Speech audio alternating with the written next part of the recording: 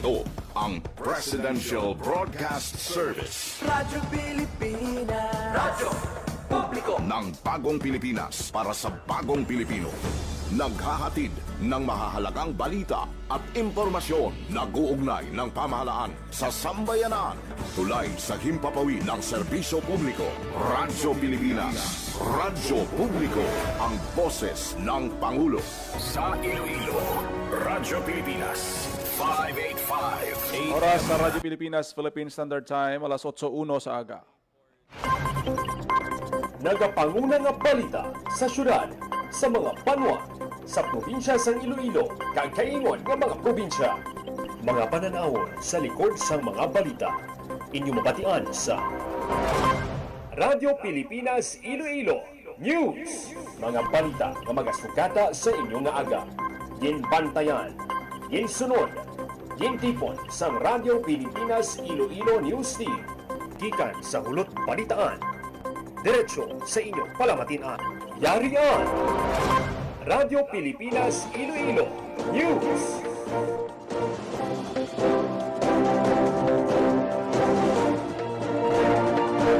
Ayong aga Pilipinas, good morning Western Visayas, welcome sa Radyo Pilipinas News.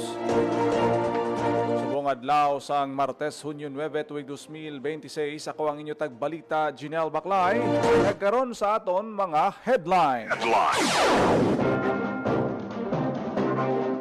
Iloilo City Mayor Raisa Treñas nagpasalamat kay Presidente Ferdinand R. Marcos Jr. sa paghatag sang financial assistance sa mga barangay sa idalom sa bawat barangay makikinabang program. Kapin 75,000 ka mga estudyante sa syudad sang Iloilo nagbaton sang libre nga school supplies gikan sa Iloilo City Government kadungan sang pagbukas sang klase. PRO6 handa nga magresponde sa panawagan sa national government para sa mga apektado sang linog sa Mindanao. Iloilo General Santos Iloilo flight kansilado. PRO6 wala sa monitor nga plano nga magpangsabotahe sa selebrasyon sang Independence Day sa Western Visayas. Masobra 8,000 ka mga nguma kag mangingisda sa San Joaquin nagtipon sa pagsaulog sang 10th Municipal Farmers Day. Kag libre ka gamit pang eskwela para sa mga public students sa Bacolod City ginpanagtagman kadungan sang pagbukas sang klase. Oras sa Radyo Pilipinas, alas 8:03 sa aga kag karon sa detalye sang aton mga balita. Radyo Pilipinas News. Iloilo City Mayor Raisa Treñas pasalamatan si Presidente Ferdinand R. Marcos Jr. sa paghatag sang financial assistance sa mga barangay sa idalom sang bawat barangay makikinabang. Sa detalye sang balita, Radyo Pilipinas. Radyo Pilipinas News. Nagpasalamat si Iloilo City Mayor Raisa Treñas Chu kay Presidente Ferdinand R. Marcos Jr. sa paghatag ng financial assistance para sa mga barangay sa idalong sa programa nga bawat barangay makikinabang akong BBM. Sa Hunyo 5, isa si Mayor Treñas Chu sa nakabaton ng mga lideres sa rehiyon sa Cheque, gikan mismo kay Presidente Marcos kadungan sa iyang pagbisita sa syudad para sa ikatatlong commencement exercises sa West Visayas State University College of Law kag inaugurasyon sa school building sa College of Law. Sa idalam sa programa, kada barangay sa syudad makabaton sa tig 200,000 pesos kung sa diin ang tunga gamiton sa priority projects sa barangay kag ang tunga para sa edukasyon sa deserving kag graduating college students.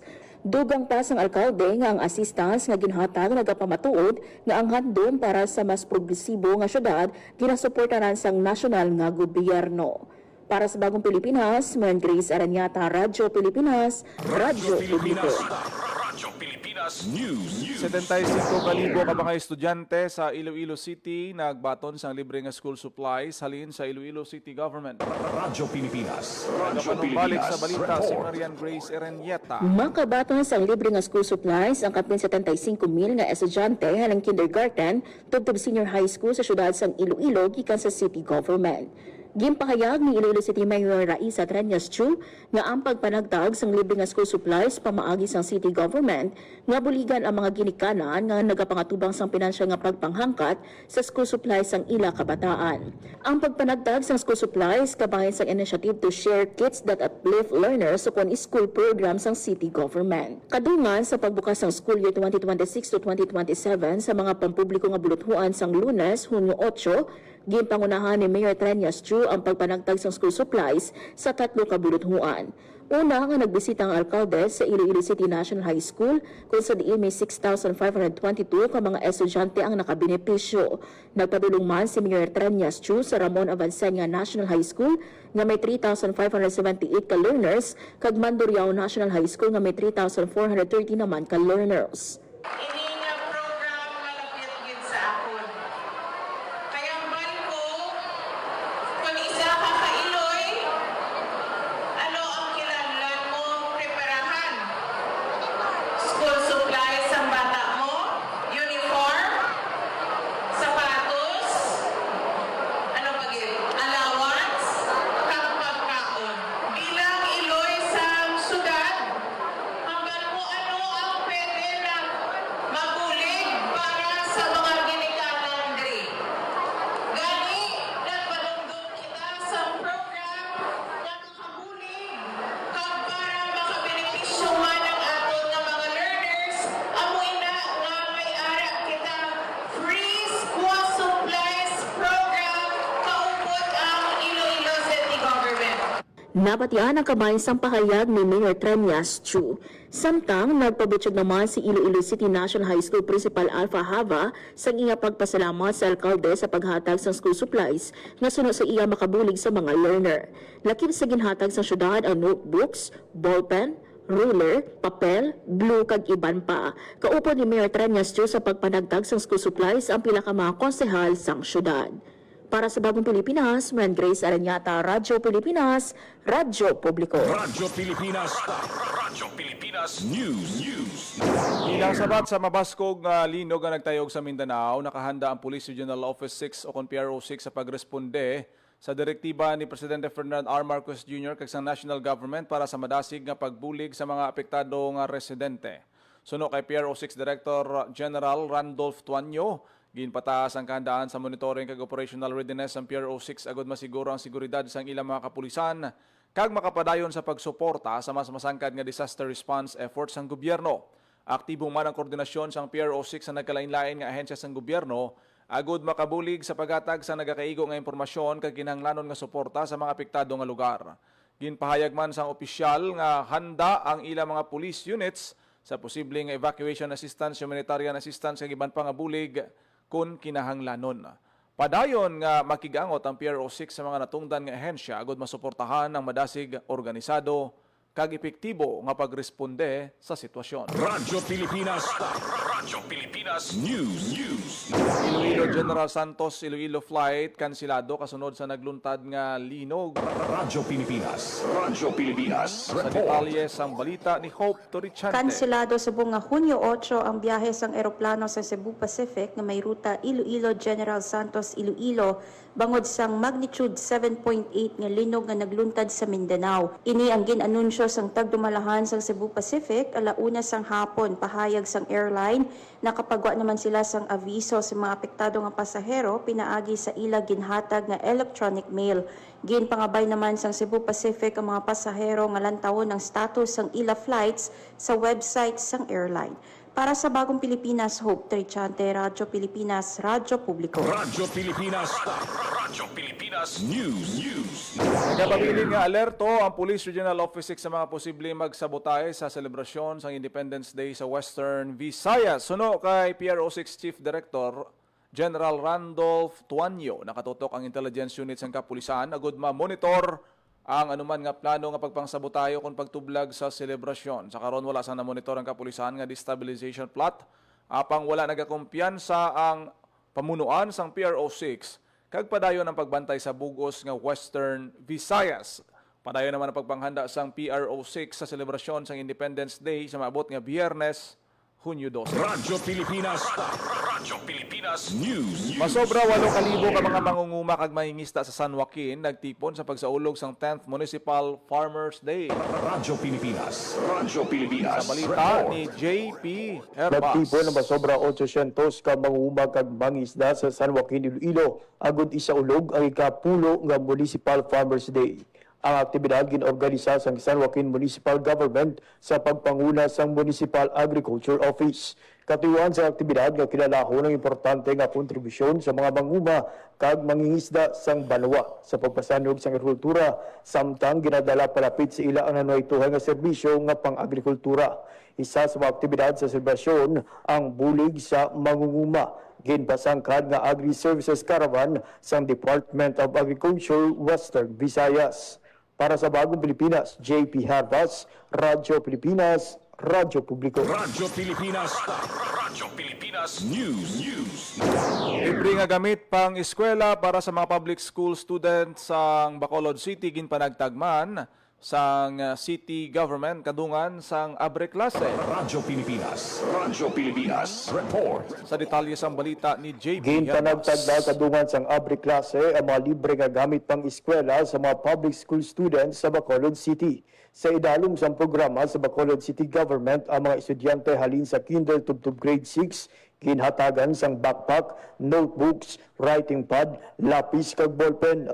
Samtang kada high school student ang ginhatagan sang sling bag kag PE uniform. Sunod sa Bacolod City Government, ang libre nga school supplies ang ginahatag kada tuig bilang bulig sa mga ginikanan na gud hindi matam-an sa gastos sa mga kinahanglanon sang ila kabataan. Para sa Bagong Pilipinas, JP Harbas, Radyo Pilipinas, Radyo Publiko. Radyo Pilipinas. Radyo Pilipinas News. Nagbaton sang financial assistance sa mga overseas Filipino workers nga naapektuhan sang krisis sa Middle East. Suno kay Iloilo Provincial Administrator Dr. Raul Banyas, 60 ka OFW ang nagbaton sang 10,000 pesos ang gin-facilitate sang Peso Iloilo Province Head paagi kay Cynthia Dario kag Department of Social Welfare and Development. Suno kay PA Banyas ang pondo naghalin sa DSWD sa idalom sang AIDS to individuals in crisis situation. Radyo Pilipinas.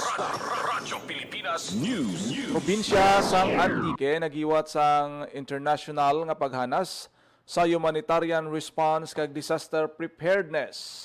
Radyo Pilipinas. Radyo Pilipinas. Sa balita ni Hope Torrichante. Nagupod ang mga delegado halin sa nagkalain-lain nga bahin sang Pilipinas kag Malaysia sa napulo kaadlaw nga paghanas sa humanitarian response kag emergency preparedness nga ginhiwat karon sa probinsya sang Antique. Ginpangunahan sang Provincial Disaster Risk Reduction and Management Office sang Antique katuwang ang World Organization of Scout Movement, Asia Pacific Region Support Center kag Boy Scout of the Philippines ang Humanitarian Training Workshop and Emergency Operational Readiness Advanced Course halin Hunyo 6 tubtob Hunyo 15. Katuyuan sang programa nga pabaskugon ang kahandaan sa kalamidad, kapasidad sa pagresponde sa mga emerhensya kag kapag-on sa mga komunidad sa ginapangatubang nga kalamidad pinaagi sa mga lecture, simulation exercises, kag operational readiness activities. Suno kay Antique Governor Paulo Javier, ginalauman nga madala pauli sa mga partisipante ang mga nahibaluan sa training para makabulig sa pagpabaskog sa disaster preparedness sa tagsanila ka komunidad. Gin-highlight naman ni Asia Pacific Regional Director Jose Rizal Pangilinan sang World Scout Bureau ang importante nga papel sang scouting sa humanitarian service kag disaster response. Pahayag niya, kabahin sang training sang scouting ang pagpanghanda sa mga leader nga posible magbulig sa tion sa mga natural kag man-made nga kalamidad. Samtang ginhatagan naman sang Silver Tamaraw Award si PDRRMO Officer kag Course Leader Broderick Train bilang pagkilala sa iya kontribusyon kag dedikasyon sa scouting kag humanitarian initiatives.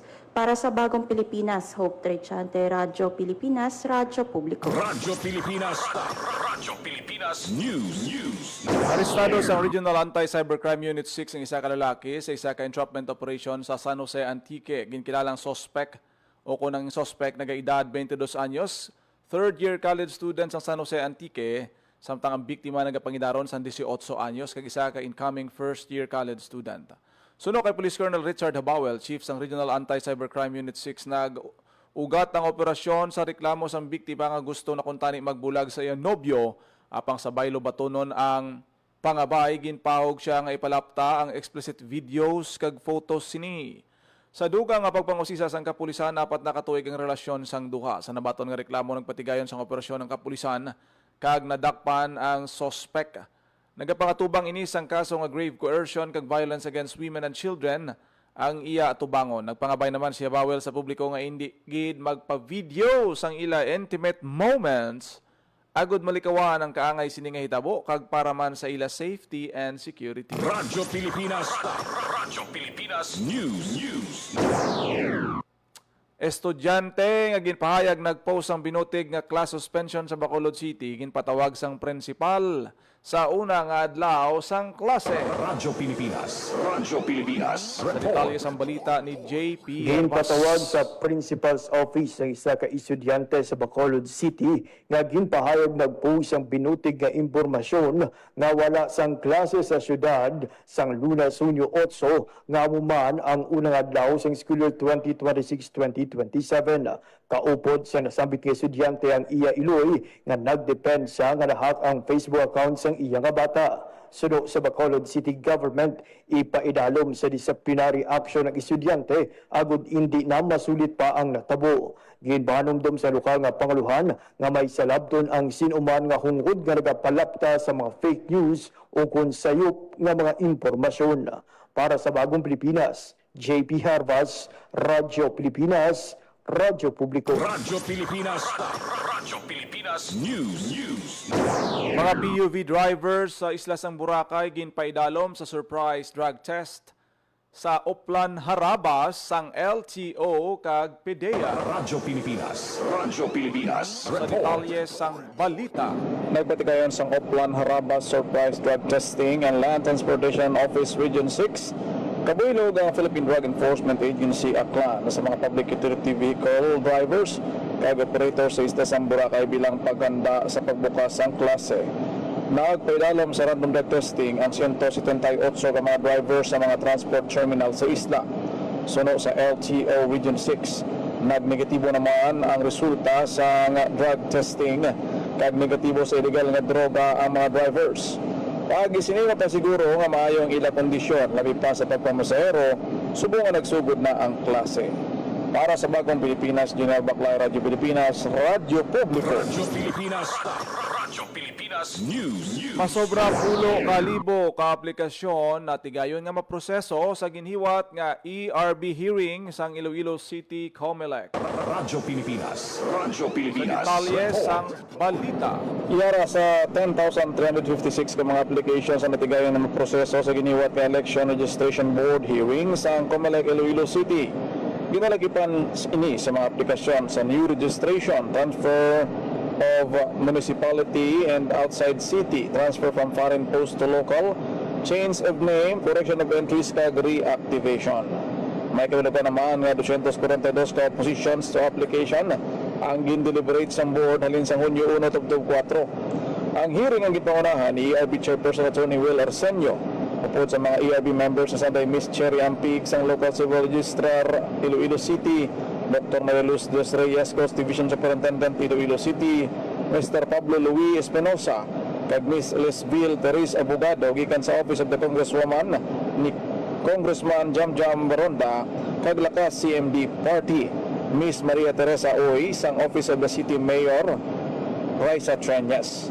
Aktibidad ang kabayan sa mga preparasyon sa nagilapit nga barangay and sangguniang kabataan eleksyon na pagkahiwato naman sa maabot nga Nobyembre 2. Para sa Bagong Pilipinas, General Baclay, Radyo Pilipinas, Radyo Publiko. Pilipinas.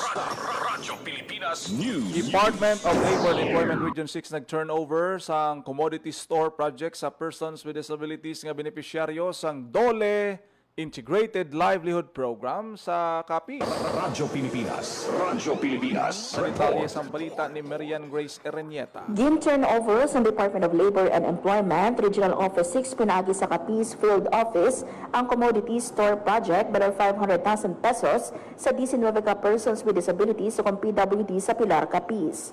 Ang proyekto kabahin sang Dollar Integrated Livelihood Program o kung DILIP nga nagatuloy nga maghatag sa panangabuhian sa mga benepisyaryo.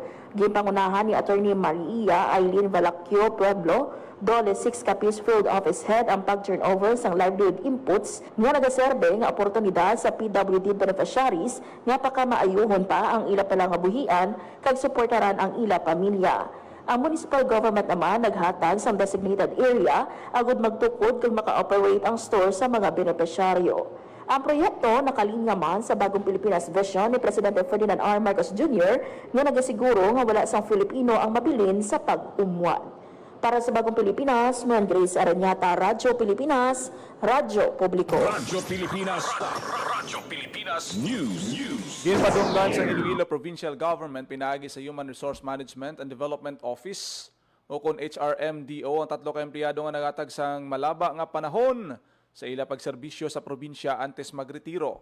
Gindaho ni Provincial Administrator Dr. Raul Banyas ang Certificate of Appreciation kanday Dr. Lorna Canong, Medical Officer 3 sa Hospital Management Office, nga nagapangalagad sang 22 katuig, Miss Edna Di Pamailo, Administrative Aid 2, sang Jesus Colmenares District Hospital sa Balasan, kag nakapangalagad sang 16 katuig, kag Miss Rose Eden Pastrana, Administrative Aid 3, sang Ramon Tabiana Memorial District Hospital sa Cabatuan nga nagserbisyo sang 45 katuig sa iya nga pagpangalaga. Radyo Pilipinas. Radyo Pilipinas News. Ginpadunggan sa Department of Science and Technology Western Visayas ang ilang mga iskolar nga nagpangibabaw sa nagkalain-lain nga mga pasinawan. Halin sa Bacolod, nagtabok padulong sa siyudad sang Iloilo Sanday Engineer Lawrence John Alfajora, rank number 3 sa Electronics Technician Licensure Examination. Engineer Lexter Romel Kimpo, rank number 4 sa Electronics Engineers Licensure Examination. Kag amuman, ang rank number 2, agud personal nga batunon ang plaque of recognition gikan sa Regional Office 6. Ang duha ang lunsay produkto sang Technological University of the Philippines, Visayas sa Negros Occidental kag pareho man nga nakasulod sa scholarship program sang DOST sadtong tuig 2023. Samtang ginkilala man sa DOST Region 6 ang Jairi Grace de la Peña kag Cyril Jade Mendellorye gikan sa University of Antique nga pareho nga rank 7 sa Licensure Examination for Teachers. Kenneth Rone sang Capiz State University, rank 7 man sa LET. Engineer Mark John Hopson sang TUPV nga nag-rank number 10 sa EELE. Engineer Sandro Floyd Tomilaco sang Iloilo Science and Technology University nga nag-rank number 10 sa Mechanical Engineers Licensure Examination. Ginpanunggan man sa DOST Region 6 si Prince Nicole Zacarias sang Aklan State University nga nakakuha sang napangpulo nga pwesto sa September 2025 LET. Suno kay Engineer Alfajora, nakugid anangin papel sang scholarship gikan sa ahensya sa ila pagtuon kay paglabot sa ila handom labi na sa financial nga aspeto sa diin nagbaton sila sang allowance kada bulan. Ang seremonya ginpangunahan ng Assistant Regional Directors Kathleen Sara Bernardino kag Dr. May Rose Suerte. Radyo Pilipinas. Radyo Pilipinas News. Sa iban pang balita, kapin 800,000 pesos nga balor sang farm inputs ginpanagtag sang Bacolod City Government. Radyo Pilipinas. Radyo Detalye Pilipinas. sang balita Report. ni JP Herbas. Karagtag sa kapin 800,000 pesos nga balor sang kagamitan para sa kaumahan ang Bacolod City Government sa 11 ka asosasyon sa mga mangunguma sa syudad. Ang bulig ginalakipan sang cultivators, grass cutters, sprayers, garden tools, water pump, hoses, kag iban pa nga mga gamit nga ginalauman makabulig para sa mas madasig kag produktibo nga pagpanguma. Ang paghatag sang suporta ang ginpuduhan si dalom sang Sprout Program sa Bacolod City Government nga nagatuyo nga maalalayan ang mga mangunguma nga nagatrabaho para sa mas madinagon nga agrikultura sang syudad. Ang 11 kasosasyon sa mga mangunguma ang naghalin sa Barangay Kabug kag Barangay Alangilan. Para sa Bagong Pilipinas, JP Harvas, Radyo Pilipinas, Radyo Publiko. Radyo Pilipinas. Radyo Pilipinas News. Oras sa Radyo Pilipinas, Philippine Standard Time, alas 8:25 sa aga. Radyo Pilipinas. Radyo Pilipinas. Kag inyo nabatian ang detalye sa mga nagapanguna nga balita Sa pagpangalagad sang Radyo Pilipinas News karon nga adlaw sa Martes, June 9, 2026 sa dugang pangabalita kag impormasyon. Please share, follow kag like lang sa aton Facebook page Radyo Pilipinas Iloilo kag Radyo Pilipinas Community Group. Salamat gid sa mga nagaupod sa aton siniya nga FB Live subong aga. Kita karon sa programa Iloilo Morning. Ako na gid lamang inyo alagad ang inyo tagbalita kada aga, Janelle Baclay. Mayong aga Pilipinas, God bless Iloilo. Ang inyong tulay sa himpapawid ng serbisyo publiko. Ang Presidential Broadcast Service, Radyo Pilipinas, Radyo Publiko. Radyo Pilipinas. Radyo Publiko. Kinilala ng pang-international at prestigyosong Asia Pacific Broadcasting Plus Awards 2025 para sa kategorya ng Government Streaming. Ito ay dahil sa epektibo nitong pagsasanib ng mga tradisyonal na media tulad ng telebisyon, radyo at print para masabayan ang mabilis na pag-inog ng mundo ng digital at social media tungo sa mas epektibong paghahatid ng mahahalaga at napapanahong mga impormasyon sa mamamayang Pilipino. Kinilala rin ang Radyo Pilipinas dahil sa patuloy na pag-akyat ng rating. Ngayon ay matatag sa pang-4 na pwesto sa Mega Manila ayon sa pinakahuling Nielsen Radio Audience Measurement Survey. At sa social media, nakamit ang mahigit 2,000% pagtaas ng bilang ng mga sumusubaybay sa Radyo Pilipinas page sa unang bahagi ng 2025. Patunay ito na ang inyong Radyo Pilipinas Radyo Publiko ay tunay na kaagapay ng inyong pamahalaan sa paghahatid ng serbisyo sa mga mamamayang Pilipino. Mula sa aming lahat, sa ngalan ng inyong pamunuan at mga kawani ng Presidential Broadcast Service, kasama ang inyong mga himpilan ng Radyo Pilipinas sa buong kapuluan. Maraming salamat po sa inyong lahat, sa inyong pagtangkilik at pagkilala. Radyo Pilipinas. Radyo Publiko.